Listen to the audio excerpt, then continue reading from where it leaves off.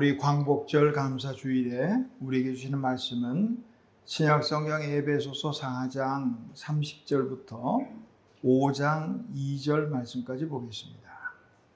신약성경 제가 책으로 315페이지에 있습니다. 에베소서 4장 30절부터 5장 2절 말씀까지 되겠습니다. 차신 줄 알고 오늘 우리에게 주시는 하나님의 기록된 계시의 말씀을 제가 봉독하겠습니다. 하나님의 말씀을 경청하시기 바랍니다. 하나님의 성령을 근심하게 하지 말라. 그 안에서 너희가 구원의 날까지 인치심을 받았느니라.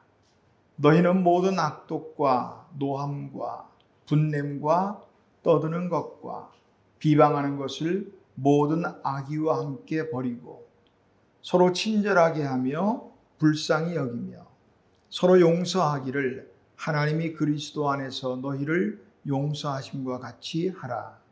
그러므로 사랑을 받는 자녀같이 너희는 하나님을 본받는 자가 되고 그리스도께서 너희를 사랑하신 것 같이 너희도 사랑 가운데서 행하라.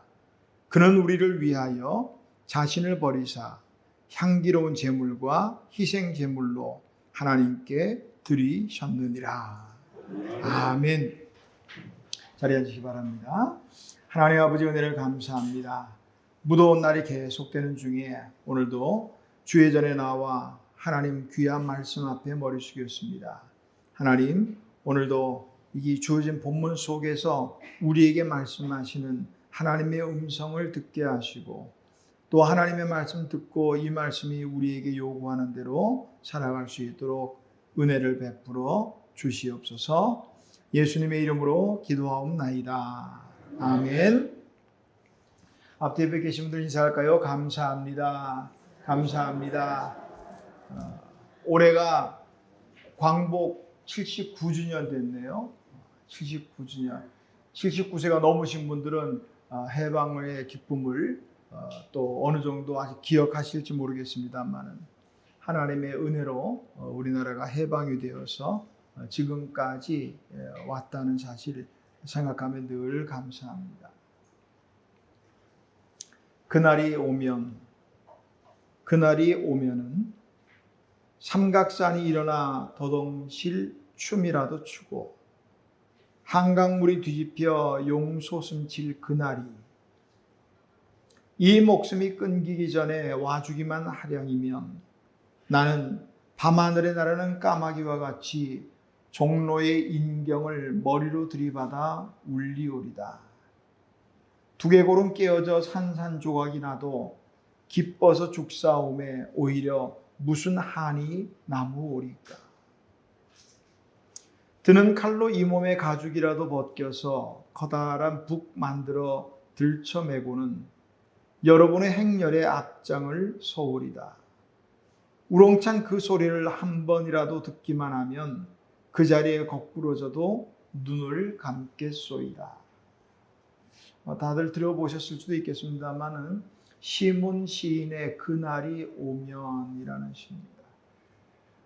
아마 광복이나 해방의 소식을 듣는 그날을 말하겠죠. 얼마나 기뻤으면 그날이 온다면 까마귀가 되어서라도 종로의 인경, 통행금지, 조선시대부터 통행금지를 알리는 종소리, 그 인경이라고 하는데 머리가 부덕져 깨지는 한이 있어도 얼마나 기쁘겠느냐, 그런 이야기. 자기 몸에 가죽을 벗겨서 북을 만들어서도 치겠다. 조국의 해방을 얼마나 그렸는지 잘 알 수 있는 시라고 할 수가 있겠습니다. 조국의 해방이 되는 그날 그 소식을 들을 수만 있다면 머리가 깨지고 몸에 살가죽으로 북을 만들어도 좋겠다 하던 그 시문 시인은 안타깝게도 해방을 보지 못하고 1936년 9월 34살 나이로 세상을 떠나게 됐습니다. 광복절 79주년을 며칠 앞두고 하나님 앞에 감사로 예배를 드릴 수 있어서 참으로 감사합니다. 저희는 이 광복의 기쁨이 얼마나 될지 피부로 느끼지 못하지만 시편 126편에 보니까 그 시편 126편의 배경은 이스라엘이 바벨론 포로 생활 70년을 마치고 돌아올 때 그때를 배경으로 쓴 시인데 1절에서 시인은 이렇게 노래했어요. 여호와께서 시온의 포로를 돌려보내실 때에 우리는 꿈꾸는 것 같았도다. 꿈만 같다. 이게 진짜인가? 뭐 그랬을 것 같아요. 79년 전에 해방이다. 뭐 이렇게 그 소리가 나고 막 사람들이 거리로 뛰쳐나올 때 개중에는 이게 정말인가? 이 꿈이 아닌가? 뭐 이런 생각도 했을 것 같아요. 바울은 에베소 교회를 비롯해서 소아시아 교회들을 위해서 늘 기도하고 그리고 그 교회들을 위해서 권면의 말씀들 때로 위로가 필요할 때는 위로와 또 용기 이런 것들을 편지로 써보내죠. 자신은 비록 감옥에 갇혀 있는 상황이지만 그래도 성도들의 어떤 신앙의 삶을 위해서 위로와 용기와 때로는 권면과 또 때로는 채찍질까지도 서슴지 않았습니다. 우리 바울 서신에 잘 나타나는 것처럼 보통 바울 서신은 앞부분은 이론적인 또 교리적인 부분이라면 뒤에 후반부에는 삶의 실제로 어떻게 살아야 할 것인가, 그러므로 너희들은 이렇게 살아야 한다 하는 부분으로 거의 이루어졌어요. 어떻게 살아야 될까? 오늘 4장 30절부터 읽었지만 17절부터 이게 쭉 앞으로 보면 24절에 보니까 새 사람을 입어야 된다. 구습을 따르는 옛 사람은 벗어버리고 이제 새 사람을 입어야 한다. 새 사람을 입는다는 건 다른 거 아니죠. 새로운 삶을 살아가는 것, 그것을 말하는 것. 분명한 것은 예수 그리스도를 만나기 이전의 삶과 이후의 삶은 달라져야 한다는 거예요. 달라져야 합니다. 만약에 예수 그리스도를 만나기 이전과 이후의 삶이 달라지지 않는다면, 변화가 없다면 문제예요. 예수님 만나고 나면 하다못해 손 씻는 그 항아리의 물도 극상품의 포도주로 바뀌잖아요. 하나님의 사람들이, 하나님의 형상을 따라 지음받은 하나님의 사람들이 예수님 제대로 만나고 변하지 않는다? 그 문제가 있는 거예요. 이스라엘 백성들이 바벨론의 70년 포로 생활, 그 포로 생활 얼마나 힘들었겠어요. 근데 그렇게 돌아와서 마치 꿈꾸는 것 같았다, 그렇게 말할 정도로, 그렇게 상황이 바뀌었으면 달라져야겠죠. 사람이 그렇더라고요. 어떤 글에 보니까 사람이 큰 어떤 고비를 지나고 나면 변한다는 거예요. 예를 들면 암이 걸렸다. 의사들은 이제 뭐 손 쓸 수 없다. 사형 선고죠. 그런데 하나님의 은혜로 살아났다. 그럼 달라져요. 죽음에 직면해 보면 달라진다. 큰 사고로 죽을 뻔했다면 죽지는 않았겠다는 얘기겠죠? 달라지겠죠? 왜? 죽음이 내 곁에서 그렇게 멀지 않다는 사실을 깨달으면 그래도 여전히 그렇게 살아가지 않을 거예요. 오늘 광복을 맞은 우리 민족에게도 새로운 삶의 어떤 변화가 필요했죠. 오늘 우리도 마찬가지예요.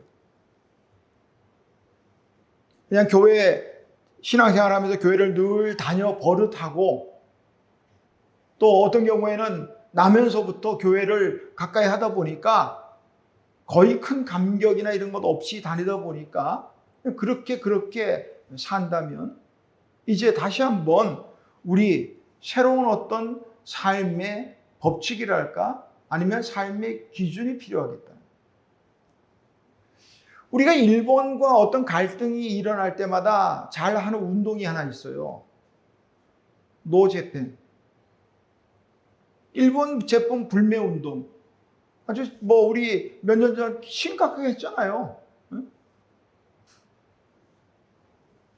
일제시대에는 나라도 빼앗기고 주권도 빼앗기고 이름도 빼앗기고 그들의 전쟁의 도구가 되어서 강제로 끌려나 강제징용을 당하고 또 여성 같은 경우는 위안부로 몸을 팔아야 했고 이런 일들 하다못해 그들의 군수품에 필요하다면 숟가락 하나까지 다 빼앗겼던 이거 뭐 사는 게 사는 거 아닌 그런 삶을 살았죠. 그럼 일본 제품 문제가 일어날 때마다 노제팬 하면 그걸로 괜찮아? 그걸로 되는가? 이 말이에요. 작년부터 조사된 바에 의하면 우리나라 이 경제 성장이 일본보다 앞서갔다는 거예요. 개인 이 GDP가. 된 거예요, 그러면? 더 잘 살게 됐으니 복수했다. 된 거예요? 파리올림픽에서 우리나라가 일본보다 금메달을 더 많이 따서 된 거예요? 하나님의 사람은 그것으로 만족해서는 안 되겠다는 거예요. 이 민족의 해방은 우리는 직접 경험하지 않았더라도 어떤 한 사람의 힘과 노력으로 되지 않았다는 것을 우리는 너무 잘 알잖아요. 전적인 하나님의 은혜였습니다. 이 나라의 해방과 광복을 맞이한 것도 하나님의 은혜였고 지금 눈부신 경제 성장을 이룬 것도 역시 하나님의 은혜예요. 단지 내 주머니 사정이 좀 예전보다 나아졌다고 해서 그 정도로 만족해서는 안 되겠단 말이죠. 광복의 기쁨, 해방과 함께 얻은 자유, 그렇다면 이제 우리 삶은 어떻게 살아야 할 것인가? 새로운 어떤 삶의 기준, 새로운 어떤 삶의 법칙 필요하겠다 싶습니다. 오늘 하나님의 사도 바울을 통해서 우리에게 새로운 삶을 살아감에 있어서 그 기준, 그 근거는 무엇이어야 하는가 하는 것을 말해주고 있어요. 먼저는 30절의 말씀입니다. 하나님의 성령을 근심하게 하지 말라. 오늘 광복의 기쁨으로 살아가는 그 옛날 우리의 조상들도 그렇고 오늘 우리들도 그렇다면 이제 우리의 삶의 새로운 기준이 있어야 한다면 그 첫 번째는 성령님과 관계에서 찾는 거예요. 성령을 근심하게 하지 말라는 거예요. 하나님이 우리를 사랑하셔서 우리를 구원하시고 그리고 그 과정에서 보혜사 성령님을 보내주셨죠. 그런데 우리가 그 하나님의 보내신 성령님을 근심하게 할 수 있다는 것. 근심하게 하지 말라 하는 이 헬라어의 원어는 리페이페 하는 말. 매라는 말은 하지 말라 하는 뜻이고요. 리페이테 하는 말은 슬프게 하다, 근심하게 하다, 마음을 아프게 하다, 혹은 고통스럽게 하다 이런 뜻이에요. 오늘 하나님의 사람들이 구습을 따르는 옛사람을 벗어버리고 이제 새로운 삶을 살아간다면 성령님이 원하시는 삶이 있어요. 성령님이 원하시는 대로의 삶을 살지 못하면 성령으로 하여금 근심하게 만든다. 다른 여러 가지 아까 해석을 든 것처럼 성령님으로 하여금 고통스럽게 한다는 거예요. 그러니까 하나님의 사람들의 삶이 어떠하냐 따라서 성령님을 근심하게 할 수도 또 고통스럽게 할 수도 있고 또 성령님을 기쁘시게 할 수도 있다. 성령님을 근심하게 하는 것들은 무엇이 있을까? 오늘 읽은 이 말씀 앞뒤로 이제 나오네요. 우리 25절부터 보니까 그런즉 거짓을 버리고 거짓된 삶, 거짓말, 거짓된 삶 이런 것들은 성령님을 근심하게 한다. 아니 성령님뿐이 아니라 저도 이제 자녀를 키워봤으니까 만약에 부모된 자의 입장에서 자녀들이 하는 것마다 이 자녀들은 어릴 때는요 참 어리석어 뻔한 거짓말들을 하거든요. 뻔한 거짓말을 엄마 아빠 보기에는 다 알아요. 그냥 속아주는 거지. 뻔한 거짓말을 다 한단 말이에요. 그러면서도 그냥 아닌 것처럼 거짓말을 해요. 뭐 어릴 때는 그렇다 치고 어릴 때 뭐 어리니까 애교로 넘어가고 그런데 알만한 나이가 돼서도 거짓 일삼는다? 어느 부모 마음이 편하고 기쁘겠어요? 괴롭지요. 우리 성령님 마찬가지예요. 하나님의 사람들이 진실하게 살아가게 될 하나님의 사람들이 거짓을 일삼는다? 이 성령님이 고통스러워하신다는 거예요. 26절 분을 내고 분도 그냥 내는 거 아니에요. 해가 지도록 분을 내고 막 다음 날까지 분 내고 뭐 그렇게 안 돼 있지만 보세요. 오죽하면 바울이 그랬어요. 해가 지도록은 하지 마라 그런 거예요. 그 사람들이 화내면 이 말을 하면서 제가 좀 부끄러움의 마음속에 저도 화나면 때로는 다음 날 그 다음 날까지 가거든요. 저만 그래요? 솔직히 말해보세요. 사람들 심리라는 게 그래. 화났다면 뭐 다음 날이 아니요. 아니 평생 아주 끊어버려 막. 이런 식의 화는 이거는 성령님을 기쁘시게 하는 게 아니라는 말이에요. 근심하게 하는 거라는 거예요. 28절 도둑질하고 29절 더러운 말을 하고 이런 것들은 성령님을 근심하게 한다는 거예요. 잘 살펴보세요. 시간상 이거 하나하나 다 말씀드릴 수는 없지만 내게는 이런 부분이 없는 건 말이에요. 내게 없는 건 말이에요.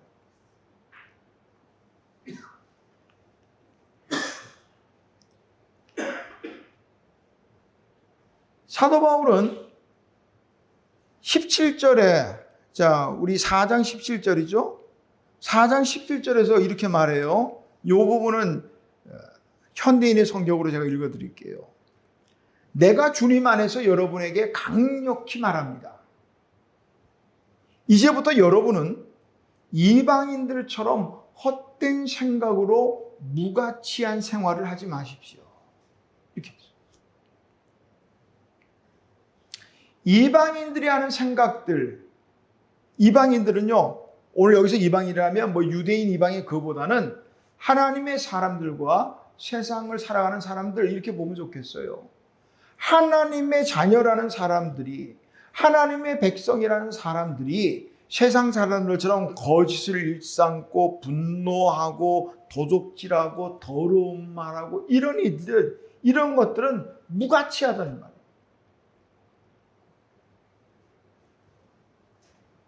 우리가 하나님의 자녀가 되었으면 하나님의 백성이 되었으면 새롭게 되었다면 이 거짓은 버려야지요.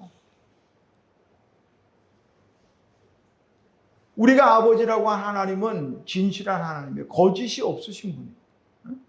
거짓은요, 예수님 말씀에 의하면 마귀짓이요, 마귀짓. 주님은 말합니다. 거짓은 마귀에서 났으며 마귀는 거짓의 아비라. 거짓말하는 건 마귀의 자녀입니다 라는 뜻이에요.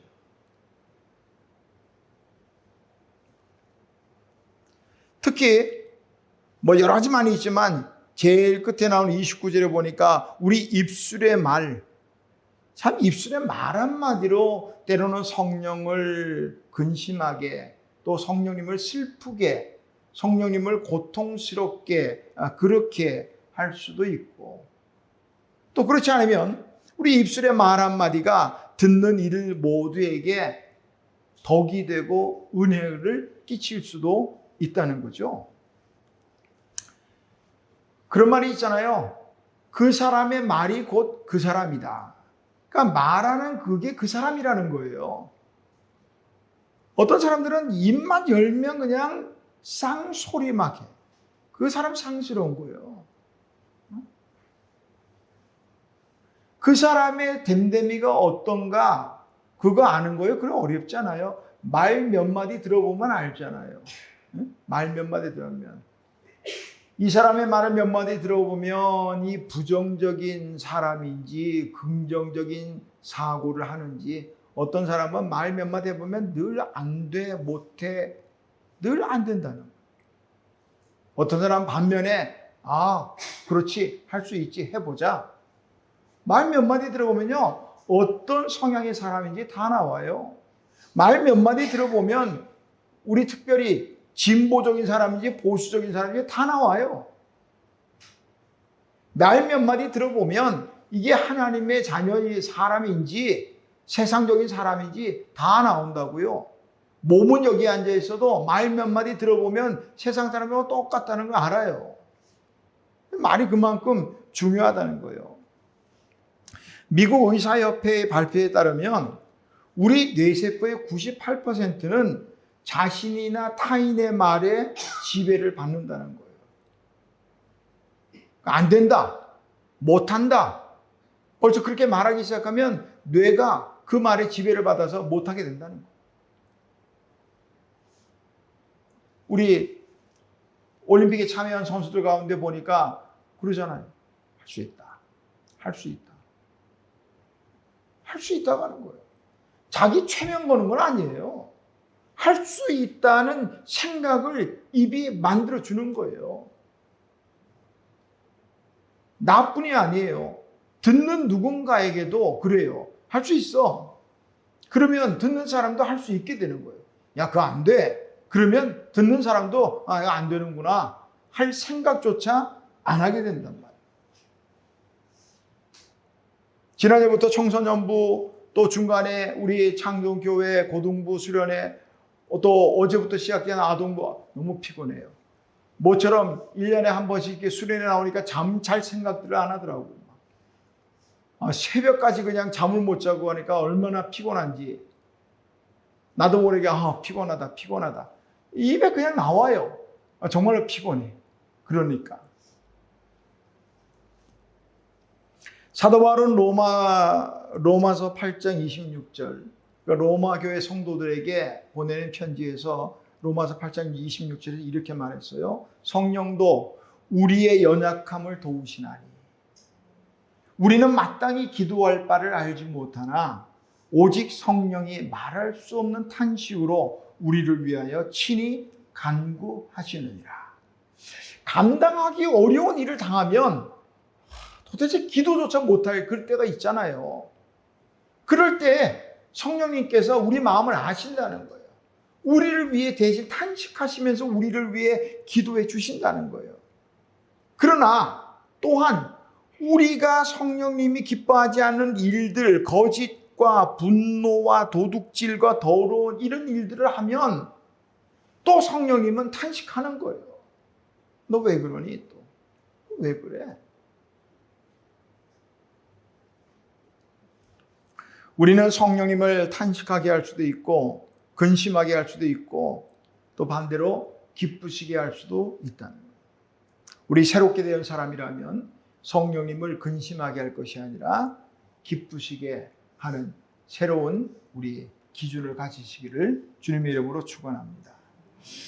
하나님의 사람이 이제 우리가 새롭게 되었다면 이제 또 어떤 삶의 기준을 가져야 될까? 두 번째는 하나님의 관계에서, 아버지 하나님 관계에서 찾을 수가 있어요. 32절에 보니까 서로 친절하게 하며 불쌍히 여기며 서로 용서하기를 하나님이 그리스도 안에서 너희를 용서하심과 같이 하라. 그러므로 사랑을 받는 자녀같이 너희는 하나님을 본받는 자가 되라. 우리 새롭게 살기 원한다는 그런 사람들의 삶의 기준은 하나님을 본받는 삶이 되어야 되겠다. 하나님을 본받는 삶. 우리가 어떻게 하면 하나님 본받을 수 있을까요? 어떻게 하면 이게 될 수나 있을까요? 하나님을. 엄마들이 자녀들에게 하는 잔소리 가운데 하나가 우리나라 늘 공부요. 공부. 하라는 공부 안 하고 딴짓거리 하는 자식들 보면 눈에서 레이저가 나와.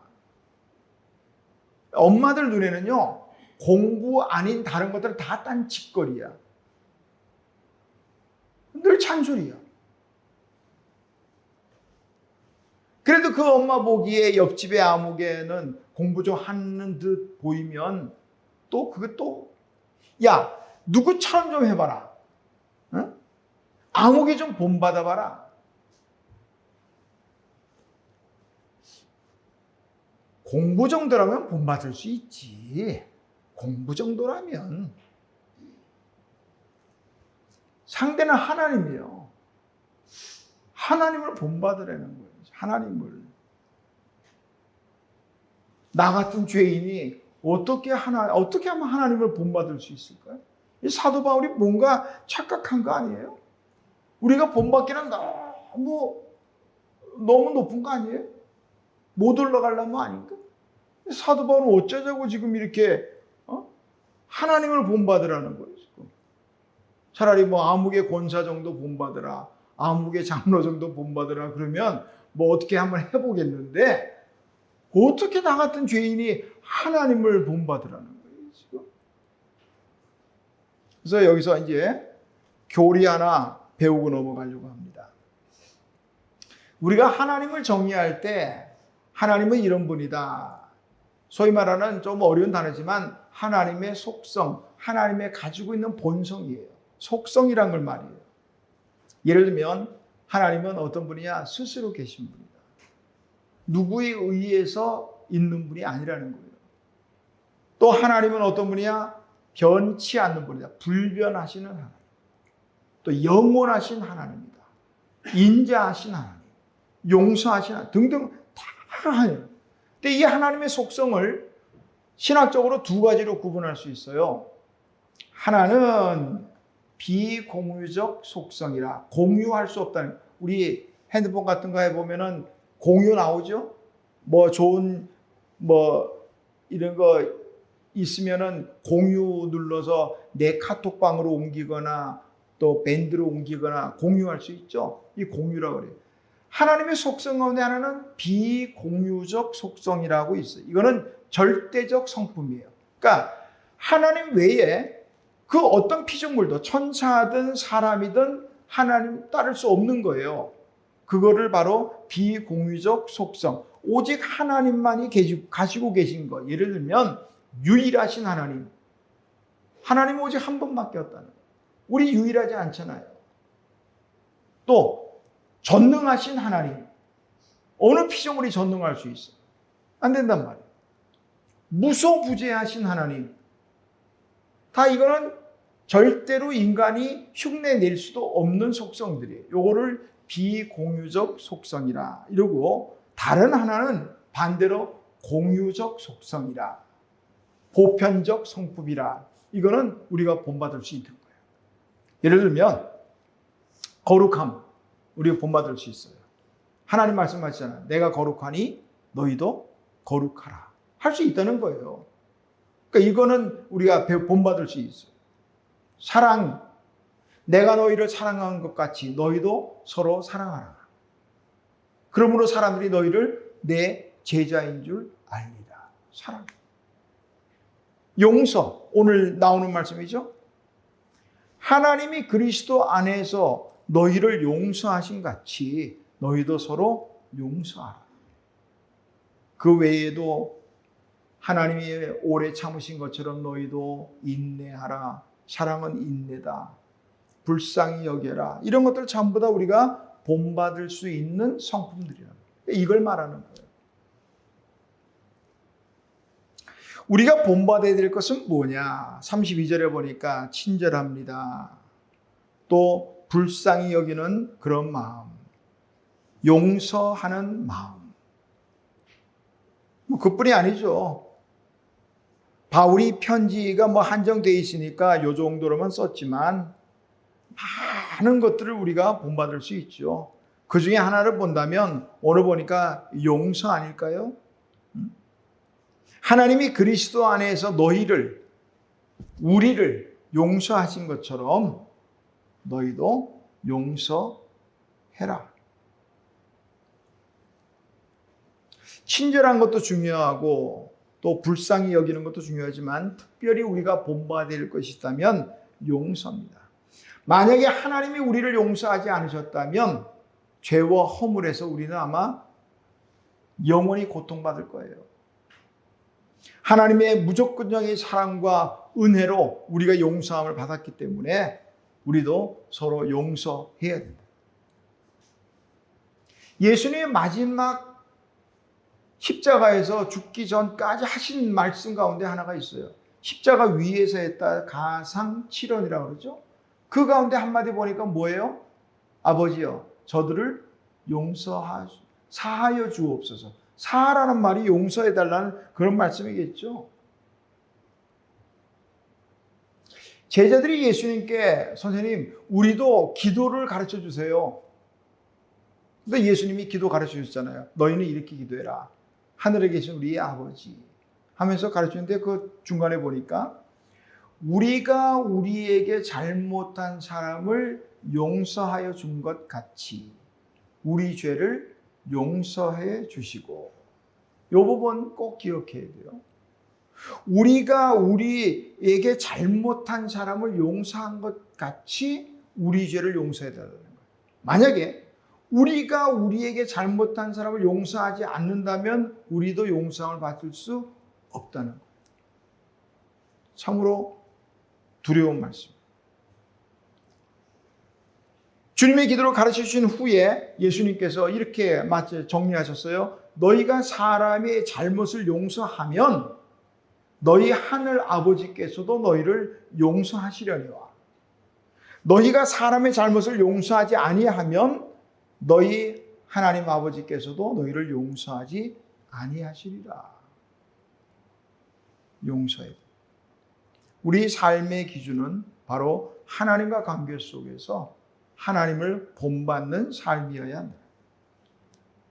또 하나 오늘 5장 2절에 보니까 그리스도께서 너희를 사랑하신 것 같이 너희도 사랑 가운데서 행하라. 예수님의 사랑. 우리 새로운 새 사람을 입은 사람들의 새로운 삶의 어떤 기준 가운데 하나가 있다면 사랑. 예수 그리스도 안에서 새로운 삶을 살아가는 사람들의 삶의 기준은 뭐니 해도 사랑 아니겠어요? 이 사랑은 하나님의 성품의 본질이면서도 또한 우리가 닮아야 될 가장 귀중한 성품입니다. 우리 하나님의 사람들의 모든 행위의 기준은 근거는 사랑에서 기인한 것이 사랑 때문에 하는 거예요. 만약에 우리가 아무리 좋은 일을 선한 일, 아름다운 일을 한다 하더라도 하나님의 사랑에서 비롯되지 않은 것이라면 그건 단지 세상적인 열심과 도덕적인 의 그런 행위에 불과하다는 거예요. 나의 의를 드러내는 행위에 불과하다는 거예요. 그러니까 우리 하나님의 사람들은 작든 크든 무슨 일을 하더라도 사랑으로 행해야 될 줄로 믿습니다. 하나님께서 우리를 얼마나 위하시는지 우리를 사랑하는 정도가 아니라 얼마나 위하고 사랑하시는지 알 수 없어요. 로마서 5장 8절에 보니까 우리가 아직 죄인 되었을 때에 그리스도께서 우리를 위하여 죽으신 것. 이런 사랑이에요. 이런 사랑. 우리를 위해서 향기로운 제물과 희생 제물로 하나님께 드리셨다는 우리를 위해서. 우리를 위한 예수님의 그 사랑 향기로워. 누군가를 위해 누군가를 사랑한다는 것은 정말 향기로운 일이에요. 예수님께서 베다니 시몬의 집에서 식사하실 때 마리아가 와서 옥합을 깨뜨렸죠. 제자들은 다 분노했어요. 그 비싼, 그 귀한 옥합을 허비한다고 생각했어요. 계산 빠른 가룟 유다가 딱 벌써 계산기 두드려 보더니 300데나리온이 나왔어요. 300데나리온에 해당한 그거를 어떻게 그렇게 허비할 수 있느냐. 팔아서 가난한 사람 줄 수도 있고. 그러나 주님은 그렇게 말씀하지 않아요. 그냥 두어라. 그러면서 뭐라 말씀하세요? 복음이 전파되는 곳에는 이 여인의 행위를 함께 하리라는 거예요. 사랑으로 깨뜨린 거예요. 예수님에 대한 사랑이 300데나리온의 옥합을, 아니요, 300데나리온이 아니라 3000데나리온이라 했을지라도 깨졌을 거예요. 사랑이 그래. 주님이 또 하나님께서 우리를 향한 사랑을 우리가 보는데, 그러면서 한편에 또 우리의 사랑은 어떠할까 생각을 해봤어요. 주님 말씀하셔요. 너희를 사랑하는 자를 너희가 사랑하면 무슨 상이 있겠느냐? 이방인들도 그렇게 한다는 거예요. 세상 사람들도 그렇게 한다는 거예요. 그래서 우리 사랑은 도대체 어떡하길래 그럴까? 주님은 미워하는 자라도 원수라도 사랑하고 그를 위해 기도하라 했는데 우리 사랑은 어떻길래 그럴까? 간과 곰곰이 생각해봐서 우리 사랑은 어떤 사랑일까? 특별히 우리 한국 사람들의 사랑은요, give and take예요. 사랑받는 만큼 사랑하는 거예요. 사랑뿐이 아니죠. 누가 뭐 맛있는 거 하나 주면 빈 그릇으로 못 보내. 욕먹어. 어떻게 빈 그릇으로 보내냐? 그런다고. 그런 어떤 문화가 있다 보니까 사랑도 그래요. 나를 사랑하는 사람을 내가 사랑하고 나를 미워하는 사람은 나도 미워하고. 응? 참 쉽지 않은 일이에요 보니까. 로마서 5장 8절에는 우리가 아직 죄인 되었을 때에도 주님은 우리를 위하여 십자가에 자기를 내주셨다고. 그만큼 사랑하셨는데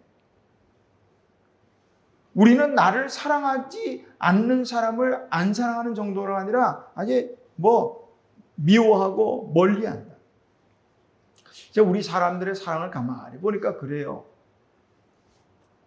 내 편에 있는 사람은 정말 사랑해.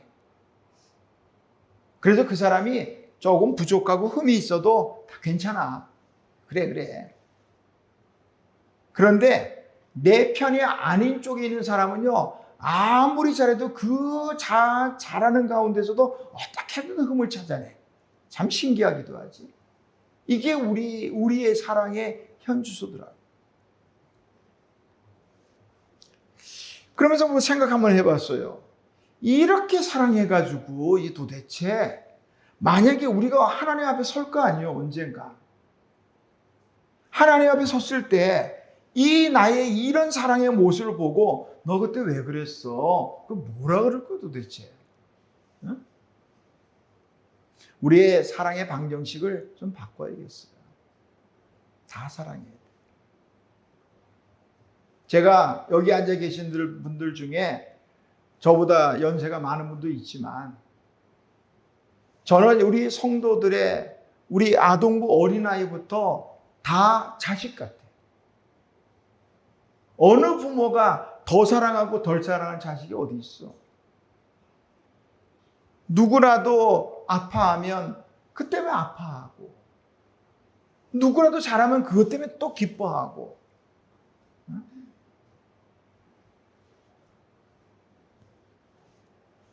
내 안에 사느니 예수 그리스도니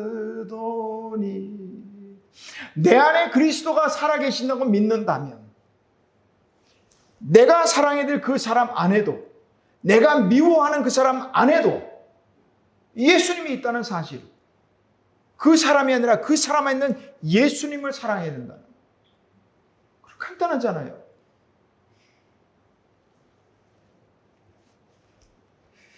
(1945년 8월 15일) 우리 정말 꿈에 그리던 광복을 맞았습니다. 자유롭게 됐습니다.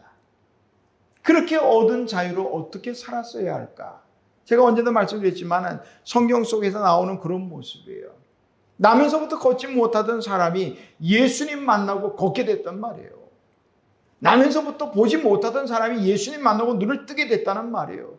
근데 그 이후의 삶은 어떻게 됐을까? 그게 늘 궁금해요. 하늘나라 가서 물어보고 싶어요. 그 사람 만나보고 싶다고요.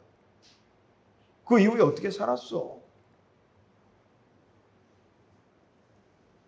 지금 우리는 자유로운 세상을 살고 있습니다. 이 자유로 성령을 근심하게 할 수도 있고 하나님을 본받든 본받지 않을 수도 있고 사랑할 수도 미워할 수도 있을 자유가 우리에게 있어요. 그러나 한 주간 살아가는 동안에 새로운 삶의 기준으로 성령님을 기쁘시게 하고 하나님 본받고 예수님의 사랑으로 살아가는 저와 여러분 되시기를 주님의 이름으로 축원합니다. 하나님 아버지 은혜를 감사합니다. 이 나라의 민족을 지극히 사랑하셔서 79년 전 이 땅에 해방의 기쁨을 주신 하나님, 주신 해방의 기쁨과 또 다시 얻은 그 자유로 우리가 어떻게 살았을까? 또한 죄와 허물, 이 죄의 종로를 하던 우리가 하나님을 아버지로 예수 그리스도를 믿고 구원받았으면 이제 어떻게 살아야 할까? 오늘 말씀 속에서 살펴봅니다. 하나님 주신 자유로 광복의 기쁨으로 성령님을 기쁘시게 하며 우리 아버지 하나님 본받으며 예수님께서 우리를 위해 사랑하셔서 십자가에 기꺼이 자신을 내어주신 것처럼 우리도 사랑하며 살게 하옵소서. 예수님의 이름으로 기도하옵나이다. 아멘.